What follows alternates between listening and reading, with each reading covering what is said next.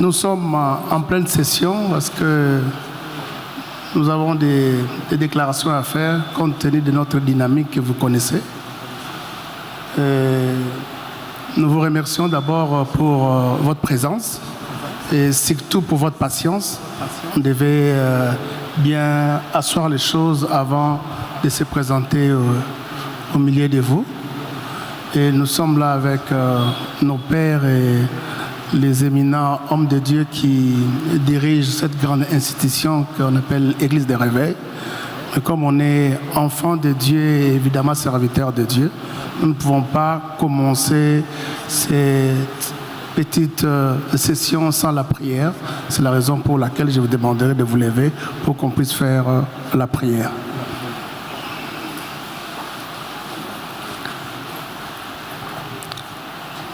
Je vais demander au révérend pasteur Godin Poyi de prier pour nous et d'introduire, n'est-ce pas, cette petite session de réunion entre les mains de Dieu.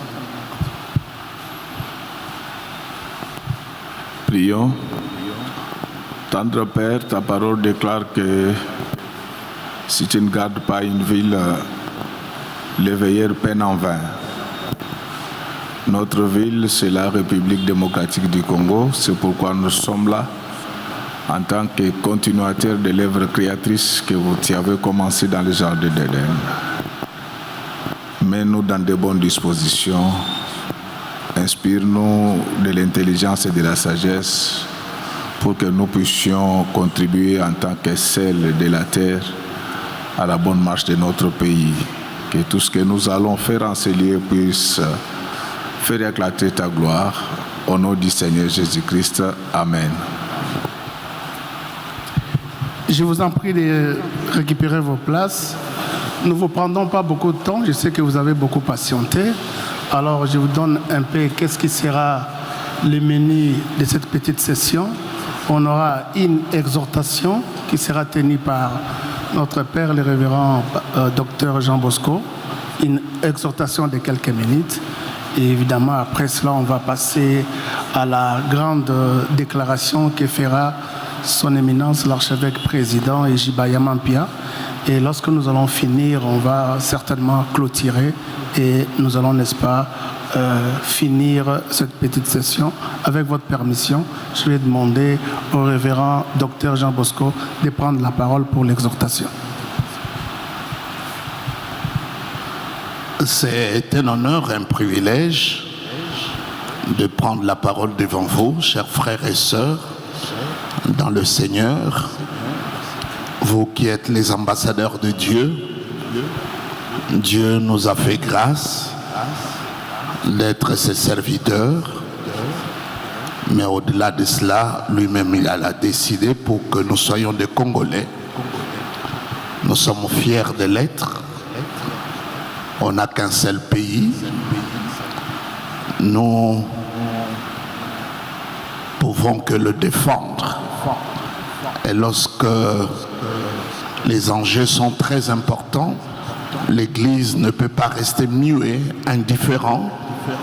L'Église doit se prononcer. Nous ne sommes pas des catholiques, pas des protestants, pas des musulmans. Nous ne sommes pas des orthodoxes. Nous sommes de l'église de réveil, l'église post-missionnaire, l'église des nationaux. Ce n'est pas une église importée d'ailleurs. Et lorsque il y a des questions importantes, il y a lieu que nous puissions nous prononcer. Sous la permission de l'archevêque, je me permets de lire ces petits passages que nous connaissons très bien. C'est toujours difficile de prêcher là où il y a des pasteurs, parce qu'au moment que tu parles, chacun vérifie si ta théologie elle est bonne ou elle est mauvaise. Alors c'est David qui se trouve dans le champ de bataille. Et dès qu'il arrive, parce que il est arrivé là comme le cheveu dans la sauce, il n'est pas allé là-bas pour combattre. Il n'est pas enrôlé dans l'armée. Lui, il était resté à la maison. Et je crois que les gens qui sont restés à la maison au moment que les enfants d'Israël étaient en train de combattre le Philistin donnaient l'impression de combattre. Ceux qui étaient à la maison croyaient que vraiment les combats étaient acharnés et que Israël est en train, n'est-ce pas, d'avancer, ou Israël est en train de battre le Philistin. Ils avaient l'assurance qu'ils ont Dieu, Abraham c'est leur père, ils ont vécu pas mal de miracles avec Dieu. Donc ils étaient certains, mes bien-aimés, chacun dans sa maison, dans son champ, dans ses occupations usuelles, quotidiennes, étaient convaincus que Israël, là où il se trouve dans le champ de bataille, est en train de livrer une bataille et bientôt ils reviendront avec les trophées.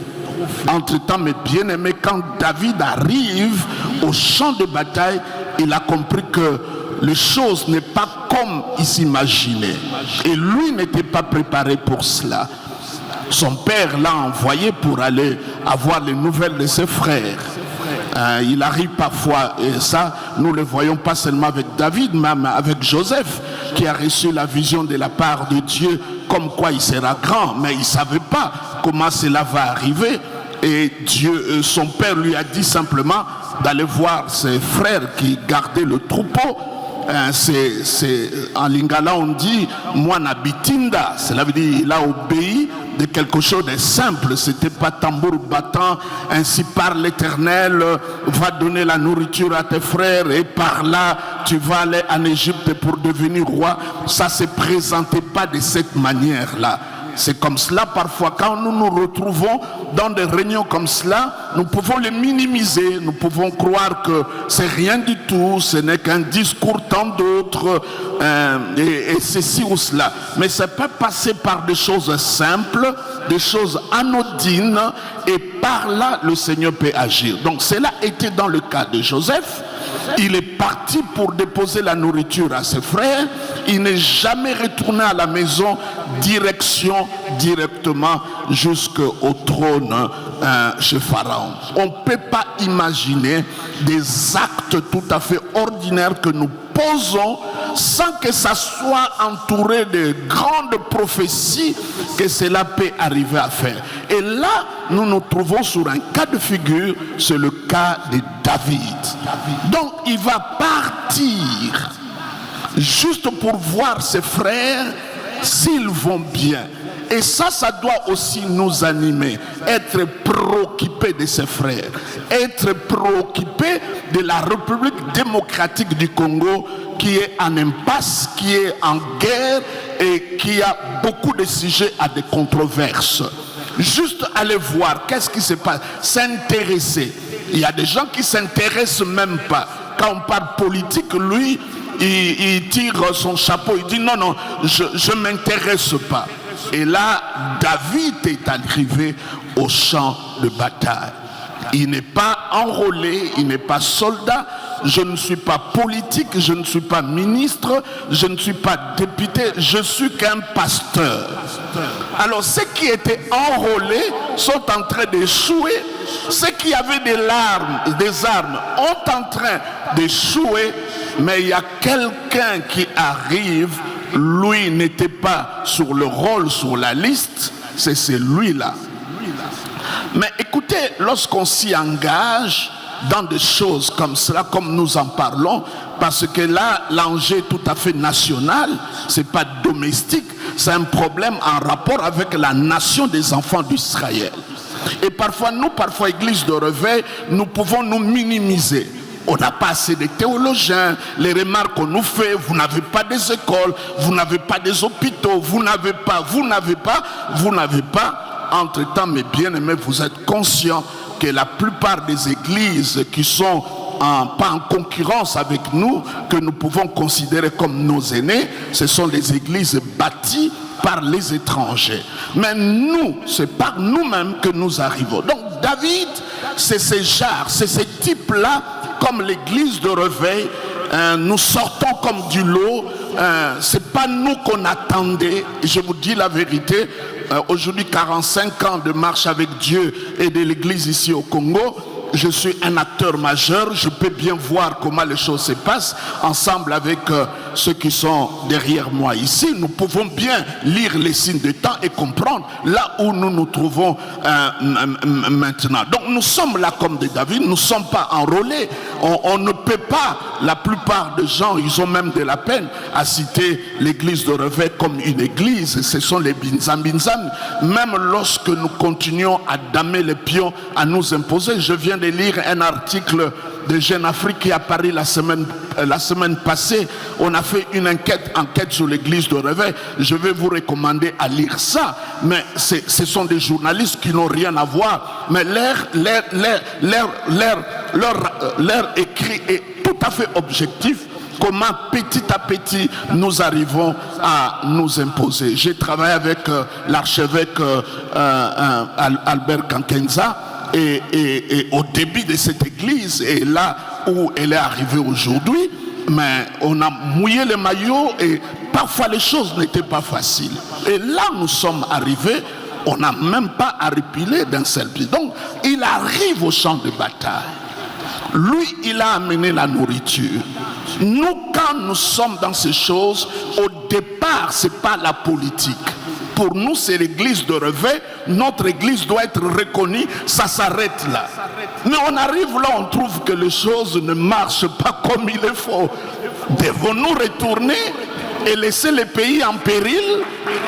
Parce que vous allez nous dire non, ça c'est pas votre rôle. Votre rôle c'est juste apporter l'évangile et la nourriture. Vous qui aimez bien donner des figures à tout. Donc disons que David avait que la nourriture. Mais là ce n'était pas le problème de distribuer la nourriture aux Philistins. C'était un problème d'attaquer le Philistin. Donc si toi tu continues à distribuer la nourriture, à prêcher comme tu prêches dans ton église locale, c'est ton problème. Moi dans mon église locale c'est pas politique, mais quand il s'agit de l'église de Réveil c'est politique. Dans mon église locale c'est pas politique.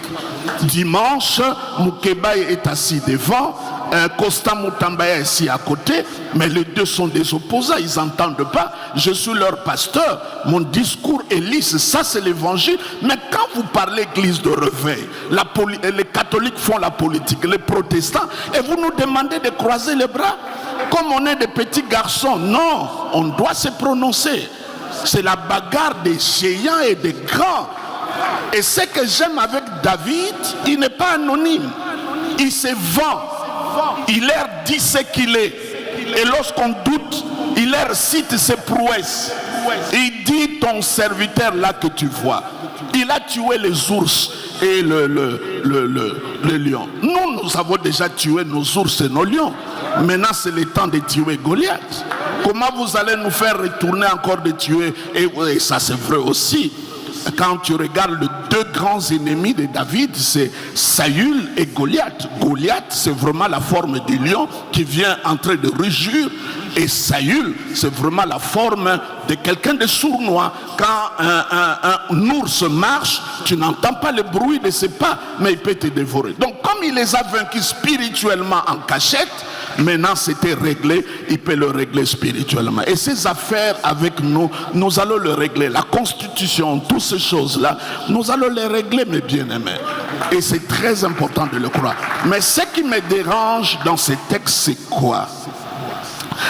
C'est l'attitude d'un membre de famille de David. Ce n'est pas d'autres personnes qui ont parlé, son propre grand frère. C'est lorsqu'au milieu de nous-mêmes, il y a des gens qui se comportent comme des Eliab. Bien aimé, écoute ce qu'Eliab dit, c'est choquant. Il dit à David, pourquoi tu es venu ici? Je repose la question aux Eliab, pourquoi je ne devais pas venir ici? Je suis là parce que le Père m'a envoyé. Et nous sommes là parce que le Père, il nous a mandatés. Et il pose cette question. Mais la deuxième question, elle est aussi très insensée. Pas d'intelligence. Pour quelqu'un qui a perdu la bataille, au lieu de fermer la bouche, il cherche à exhorter un guerrier comme David parce qu'il est chétif de petite taille, tout ce que vous connaissez. Alors, mais bien, j'entends ça, l'archevêque parle, le président parle, et vous écoutez les gens de d'autres religions, ils disent on n'est pas intelligents, nous ne sommes pas des intellectuels. Mais bien aimé, si on n'est pas des intellectuels, comment nous sommes arrivés là où on est arrivé aujourd'hui? Qui peut continuer à nous faire ces procès qui datent de 30 ans, de 40 ans? Nous avons pris le temps, n'est-ce pas, de nous aguerrir. Donc, sa question, il dit, et là, il dit quelque chose. Avec qui tu as laissé le peu de brebis? Avec qui? Alors, mes bien-aimés, vous voyez, l'enjeu national, lui, il amène sur un problème domestique. On a un problème national. L'enjeu est très important, mais toi, tu m'amènes sur les brebis de la maison. Et lui-même reconnaît, il dit, le peu de brebis. Donc, mbokezo zika. Olobite mbokate, bibwele ya tata na biso nana zo kengela yango. Église na yo eza bibwele moke. Le Congo a, le Kinshasa a 10 millions d'habitants. Même si tu as 10 000 personnes, c'est peu de brebis.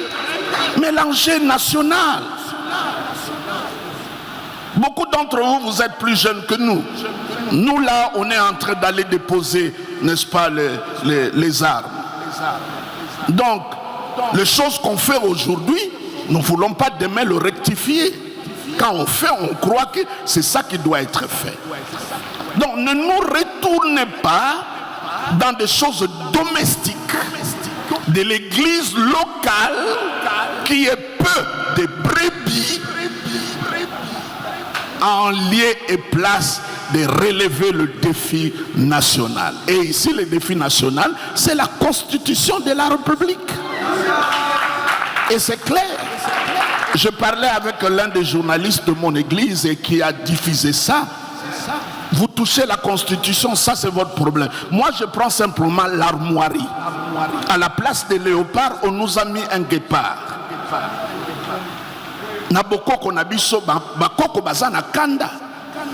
Parce que c'est le léopard qui doit être là. Et guépard, c'est un animal, c'est vrai, c'est une bête. Quand il trappe le proie, ce sont les hyènes qui viennent manger. Le Congo est comme ça à cause du guépard. Et bien, hyène nyonso bazoya po balia mutunda monandambo. Naboko tanga komo na bango me boyebi bango. Donc, mes bien-aimés, nous sommes là, dis à ton voisin, au fond de ton cœur, l'enjeu est national. Ce n'est pas le problème du sang précieux de l'armée de l'Éternel, l'armée de victoire, foi abondante, les secouristes, ACK. Ici, l'enjeu est national. Donc, on ne parle pas de tribus. C'est toutes les tribus sont engagées. Et David a réglé cette affaire. Et j'aime bien son stratégie. Il a vu Goliath grand, mais il a choisi le point dans lequel il était plus faible. Il a minimisé sa grandeur et il a maximisé sa faiblesse. Et lui aussi à son tour, il a minimisé ses manques et il a maximisé ses faiblesses. Et quand il a regardé Goliath avec sa lance-pierre, David s'est dit quelque chose.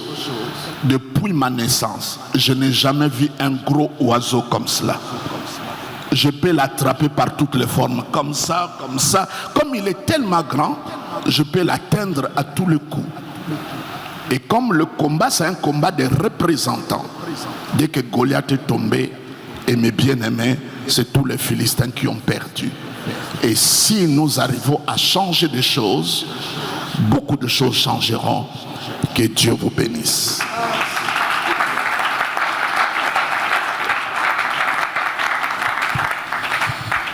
Merci beaucoup, révérend docteur Jean Bosco, pour cette belle exhortation. Les décors ainsi posés, nous allons passer maintenant à la déclaration faite par son éminence, l'archevêque président Ejibaya Mampia.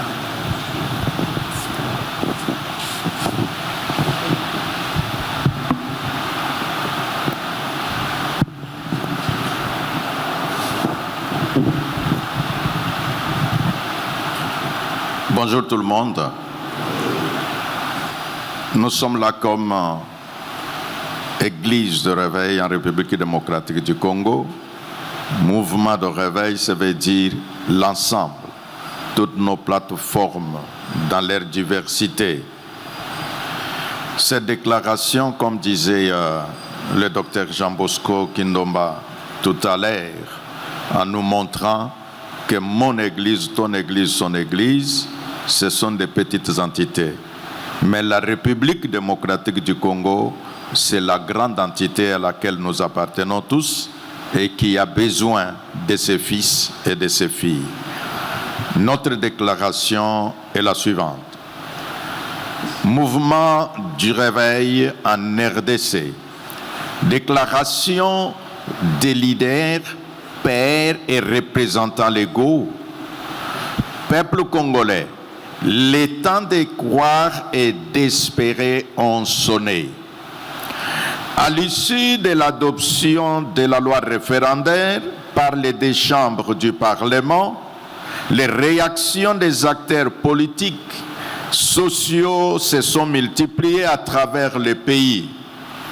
Si certaines positions soutiennent fermement le changement de la Constitution du 18 février 2006, d'autres remettent en cause le processus enclenché, estimant qu'il n'y a ni opportunité, ni urgence, ni nécessité de modifier la loi fondamentale actuelle. Après une analyse minutieuse des signes de temps et fidèles à leur engagement socio-pastoral, les leaders du mouvement de réveil affirment et justifient l'opportunité, l'urgence ainsi que la nécessité absolue de changer la Constitution du 18 février 2006 en s'appuyant sur trois arguments majeurs. 1. De l'opportunité. Existe-t-il une opportunité réelle de changer notre Constitution actuelle? La réponse est affirmative. Cette démarche s'impose pour adapter le texte aux réalités purement congolaises selon deux considérations majeures. La fin de la constitution des belligérants. Les leaders du mouvement de réveil qualifient le texte actuel de document rédigé sous la forte influence des puissances étrangères et des factions armées. Le texte post-conflit de 2006 étant aujourd'hui totalement passé, il est impératif de doter la nation d'un texte authentique souverain. L'ajustement aux réalités socio-économiques, le cadre juridique en vigueur freine le plein développement économique du pays. De l'avis des observateurs avertis, la loi fondamentale doit refléter l'identité profonde et les aspirations légitimes de la société congolaise. 2. De l'urgence.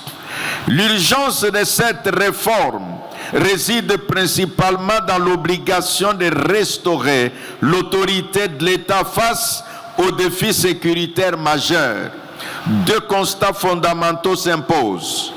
Le déblocage institutionnel et sécuritaire, l'organisation actuelle des pouvoirs publics a démontré ses limites face à la crise sécuritaire chronique qui sévit dans l'est du pays. Il est donc urgent de réformer les structures étatiques afin d'assurer une gouvernance plus agile, ferme et efficace. L'adhésion d'une majorité populaire, selon les enquêtes d'opinion menées par le Forum des intellectuels du Réveil, plus de 80% des Congolais soutiennent un changement de constitution. Le gouvernement se doit de répondre sans délai à cette attente manifeste du peuple.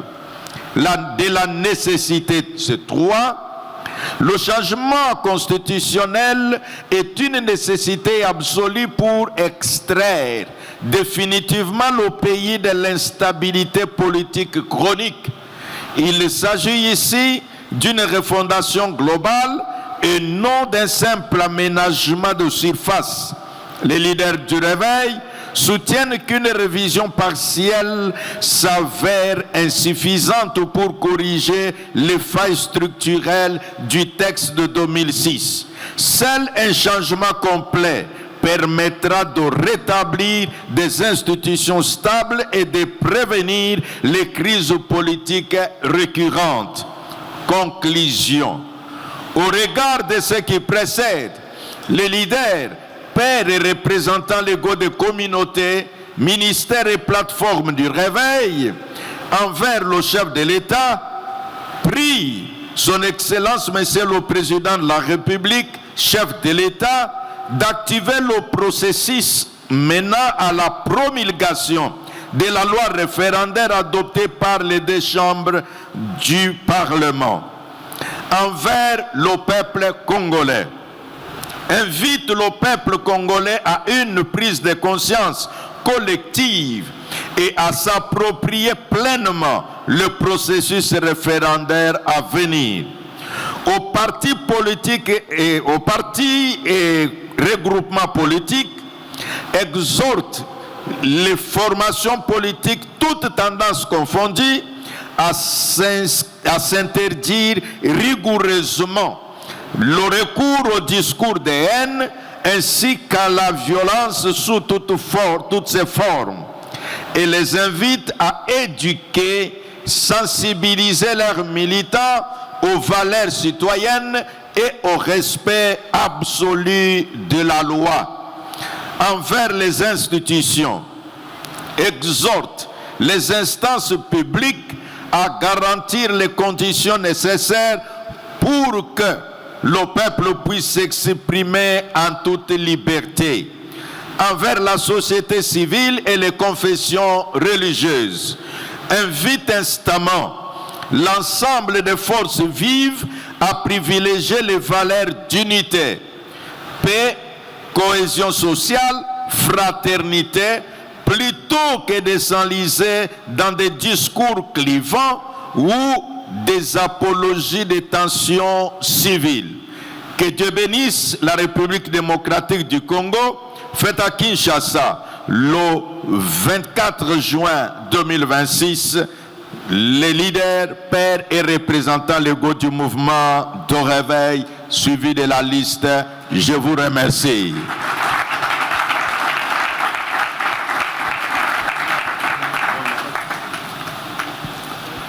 Merci.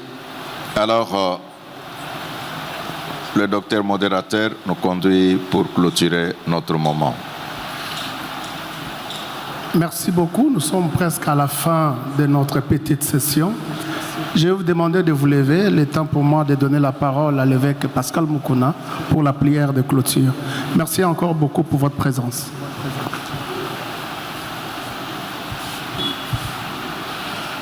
Père éternel, la Bible nous dit que tu es le commencement et toi-même tu es aussi la fin.